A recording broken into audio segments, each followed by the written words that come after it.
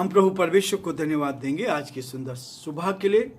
नया दिन प्रभु ने दिया, नई आशा दी है और नई सूर्य की रोशनी दी है। परमेश्वर का धन्यवाद कि वो एक एक दिन मेरे और आपके जीवन में जोड़ता जा रहा। आज सितंबर की 15 तारीख है। परमेश्वर का धन्यवाद कि एक एक दिन वो हमारी रक्षा करता है। आज शुक्रवार का दिन प्रभु ने हमें दिया है। इस सप्ताह का ये 5वां दिन है ताकि हम परमेश्वर की महिमा करते जाएं और परमेश्वर को धन्यवाद देते चले जाएं। एक एक दिन धन्यवाद के लिए है, एक एक पल धन्यवाद के लिए है, एक एक क्षण वो हमें संभालता है धन्यवाद के लिए है। इसलिए प्रियो, परमेश्वर चाहता है कि हम अपने जीवन से परमेश्वर को बलिदान के दीपक चढ़ाएं। एक ऐसा बलिदान जो चमकने वाला बलिदान हो। कल हम देख रहे थे यीशु का बलिदान मेरे और आपके जीवन में आनंद देता है, खुशी देता है, लेकिन अनुचित रीति से लेते हैं तो वो गलत होता है। इसलिए प्रियो, यूहन्ना के 3 अध्याय और 30 पद में लिखा है, अवश्य है कि वह बढ़े और मैं घटूं। अवश्य है कि वो बढ़े और मैं घटूं। मेरे और आपके जीवन में प्रभु बढ़ता जाए और हम घटते जाएं, तभी तो आनंद आता है। आत्मिक जीवन की बढ़ोतरी ही सबसे महत्वपूर्ण है। इसलिए प्रियो, आप सभी का स्वागत है इस आत्मिक वातावरण में। प्रभु आप सबको बहुत आशीष दे। Living Christian movement fellowship ministry की ओर से जयपुर शहर राजस्थान से आप सभी को आशीर्वाद है। आप सबके लिए परमेश्वर का वचन है। आप सबके लिए उस आशीर्वाद को लेकर हम आए हैं ताकि आप पर, आपके परिवार पर ये आशीर्वाद बराबर बना रहे और एक दूसरे के लिए हम प्रार्थना करते जाएं।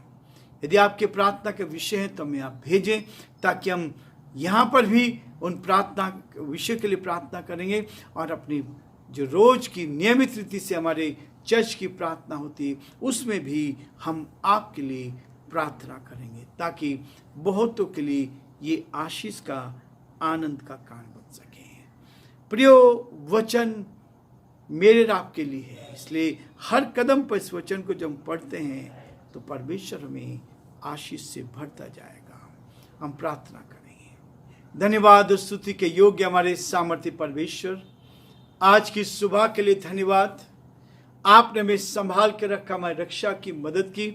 इस महीने के आधे महीने तक पहुंचा दिया 15 तारीख तक। प्रभु 1 तारीख से लेकर आज तक आप हमारे साथ साथ रहे। एक एक दिन आपने हमारी अगुवाई की। हम आपकी स्तुति करते हैं। हम चाहते पिता परमेश्वर बहुत से लोगों तक इस संदेश को पहुंचाने वाले बन सके ताकि प्रभु जी समय पर आपका आगमन हो सके। आपका वचन कहता है जब तक सुसमाचार सारी जातियों में प्रचार नहीं किया जाएगा तब तक उसका आगमन नहीं होगा। परमेश्वर, हम जानते हैं कि आप बहुत जल्दी आने वाले हैं। हमारा न्याय करने के लिए हमें तैयार कर, हमारे भाई बहनों को तैयार कर ताकि आत्मा से भरकर हम आपकी महिमा कर सकें। हम अपने प्रदेश राजस्थान के लिए प्रार्थना करते हैं, यहाँ की खुशहाली के लिए प्रार्थना करते हैं। प्रार्थना करते हैं यहाँ के मुख्यमंत्री अशोक गहलोत जी के लिए और उनके सारे मंत्रिमंडल के लिए। हम प्रार्थना करते हैं प्रभु अपनी महिमा को प्रकट होने दें।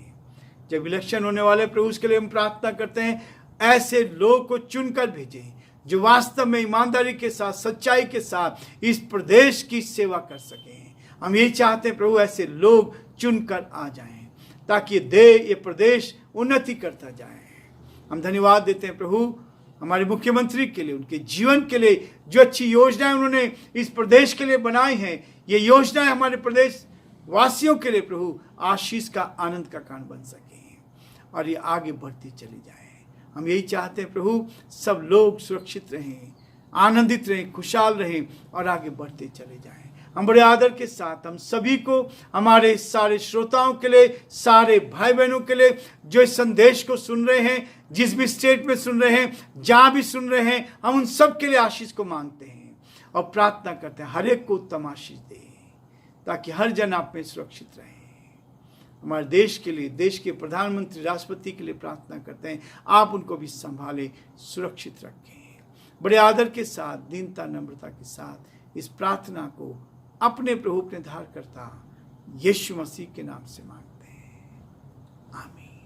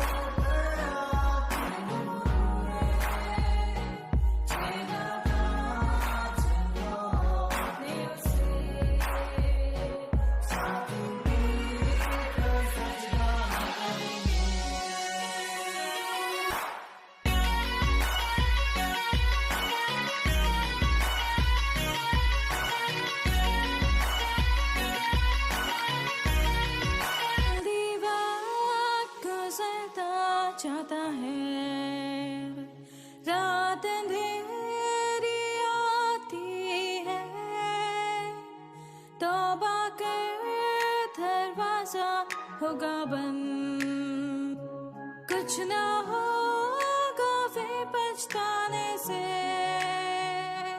तौबा कर दरवाजा होगा बंद, कुछ ना होगा फिर पछताने से।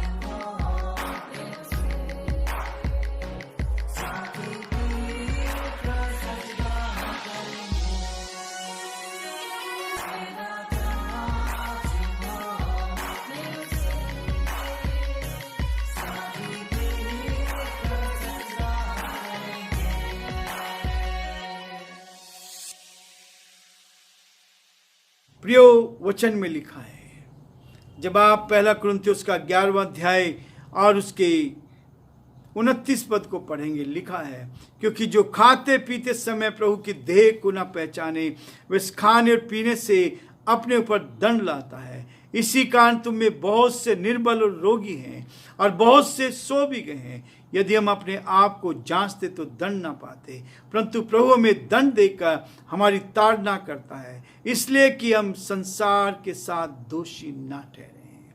इसलिए हे भाइयों, जब तुम खाने के लिए इकट्ठे होते हो तो एक दूसरे के लिए ठहरा करो। यदि कोई भूखा हो तो अपने घर में खा ले, जिससे तुम्हारा इकट्ठा होना दंड का कारण ना हो। शेष बातों को मैं आकर ठीक करूंगा।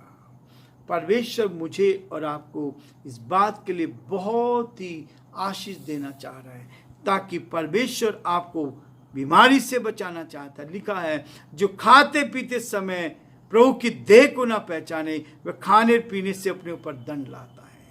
ऐसा नहीं है। परमेश्वर का वचन कहता है, जब आप प्रभु की मेज में शामिल होते हैं तब बहुत ही श्रद्धा के साथ, ईमानदारी के साथ अपनी आत्मा को शुद्ध करके इसमें आप शामिल हो।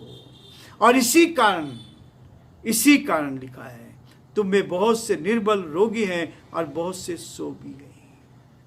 यदि अपने आप को जांचते तो दंड ना पाते, परंतु प्रभु में दंड देकर हमारी ताड़ना करता है, ताकि इसलिए कि हम संसार के साथ दोषी ना ठहरे।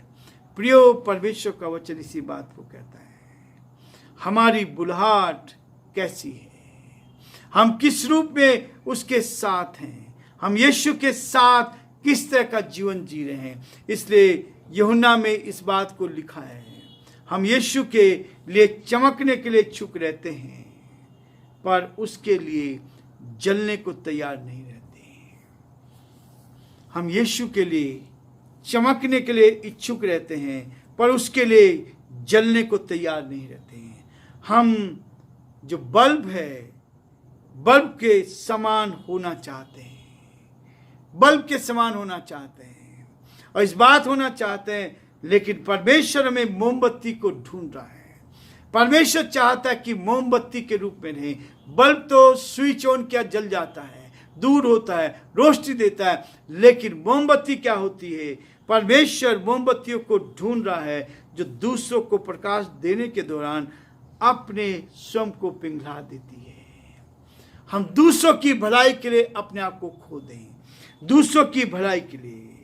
और इसलिए प्रियो, परमेश्वर का वचन इसी बात के लिए कहता है, परमेश्वर कुछ बत्तियों को ढूंढ रहा है।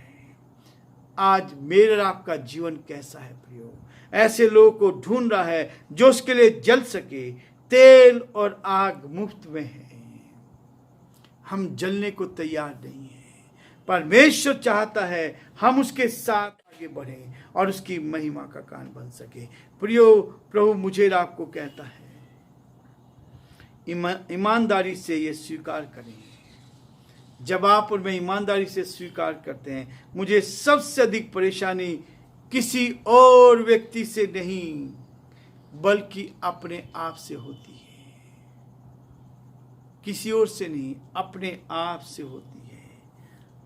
हमारा जीवन कैसा है, परेशानी क्यों। शैतान हमें गिराने की कोशिश करता है, हम शैतान के प्रलोभन में आ जाते हैं, हम शैतान के प्रलोभन में आ जाते हैं। और इसलिए वो कहता है कि हम प्रभु के साथ एक होकर आगे बढ़ते चले जाएं और प्रभु के साथ आगे बढ़ें और परमेश्वर की महिमा करते चले जाएं। वो हर समय मुझे और आपको आगे लेकर चलता जाएगा ताकि हम उसकी महिमा दिलो जान से कर सकें, दिलो जान से कर सकें। इसलिए पौलुस बार बार कहता है, मैं नहीं पर मसीह मुझ में जीवित है, मैं नहीं पर मसीह मुझ में जीवित है। इसलिए हम मसीह होने के नाते उसकी गवाही दें और परमेश्वर की महिमा करें। प्रियो, प्रभु आप सबको बहुत आशीष दे और आज का दिन आपका बहुत आनंदमय रहे और आज के दिन में परमेश्वर की उत्तम आशीष आपको मिलती रहे।